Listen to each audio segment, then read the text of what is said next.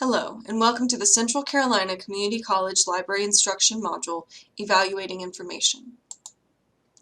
In this module, learners will be able to evaluate if a source is trustworthy, determine the authority of a source, and critically examine a source using the CRAP test. The CRAP test, C-R-A-P, stands for 4 different components that we can use to evaluate information within a source and therefore determine if it can be trusted.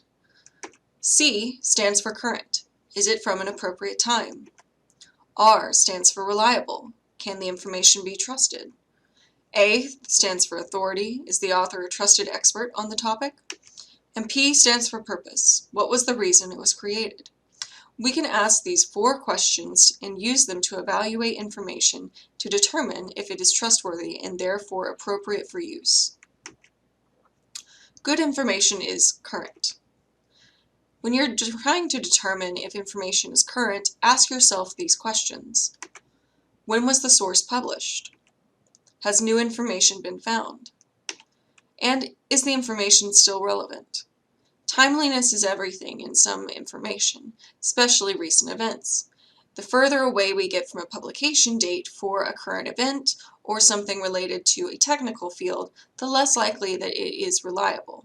Not always, but there may have been further developments that have happened, and that requires a bit more research.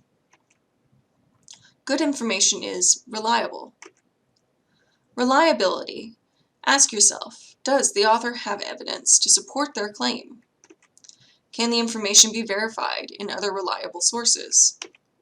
And does the author have any biases or personal reasons for creating the information? Good information is always backed up by evidence. It is not opinion, it is based in fact. That also relies upon other sources verifying the information.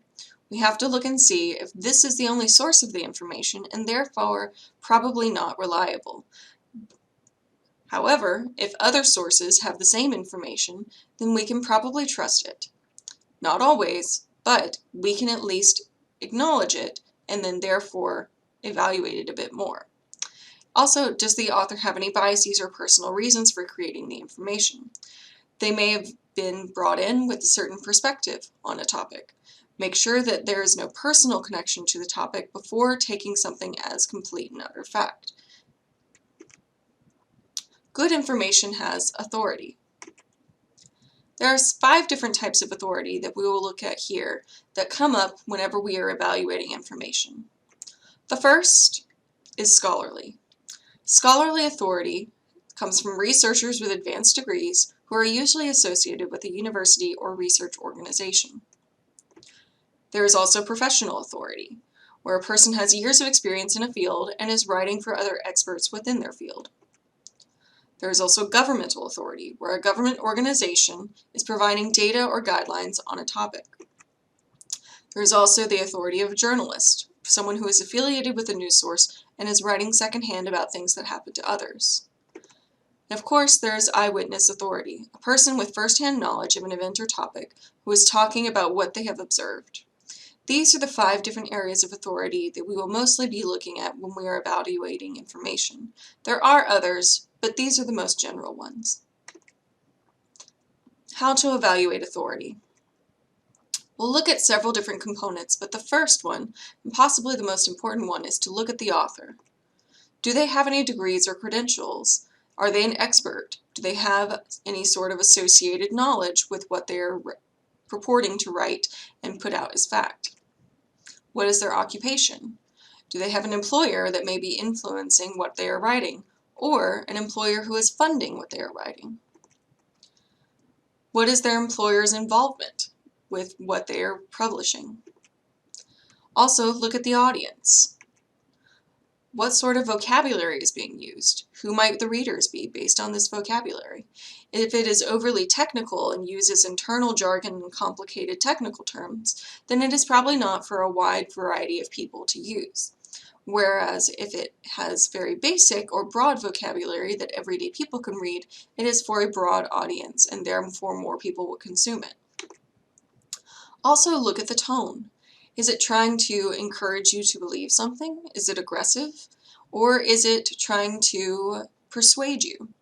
Make sure that the tone is even and as neutral as possible when presenting fact. Also look at the length. If an article is very long in a scholarly publication, that usually denotes that there is a lot of research that has been done in it. But this is not always. So make sure that the information that you are looking at is detailed and has plenty of citations, which can contribute to the length of the article. Also look at the purpose of the information. What was its reason for being written? What sort of factors may have contributed to the writing of this information? Look at funding as well. Where did funding money come from to create this article or information in the first place? Are there any sponsors or ads that may be contributing to this information or swaying it one way or the other? Always be critical and consider these four components: author, audience, purpose, and funding when evaluating the authority of a source. Also, don't judge a source by its URL. There's the common misconception that if it's from a .org site, it's academic and can be trusted. This is false. The .org association was once mainly for nonprofits. Websites ending in .org now are actually available to any group or organization, not just nonprofits or educational organizations. .gov is associated with the government. It is a government site, usually with raw data or technical reports.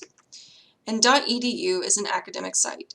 These usually have useful information, but not necessarily peer-reviewed sources which are published in journals. But they may have useful summaries or reports about things that are happening within academia or within a field of study. Good information has purpose. Purpose. Ask yourself, why was this written? Was it done to entertain, to inform, or to persuade? Or possibly even to mislead?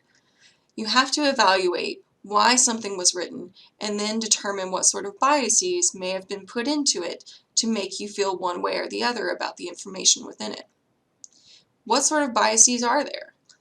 What sort of financial support may be turning the information one way or the other and making this information favor one area or corporation or whatever you have over another?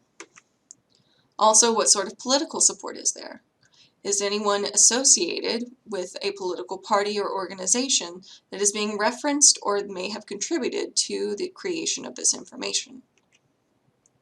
Look for sources that are written to inform and that don't have overt financial or political biases. Also, look at the audience.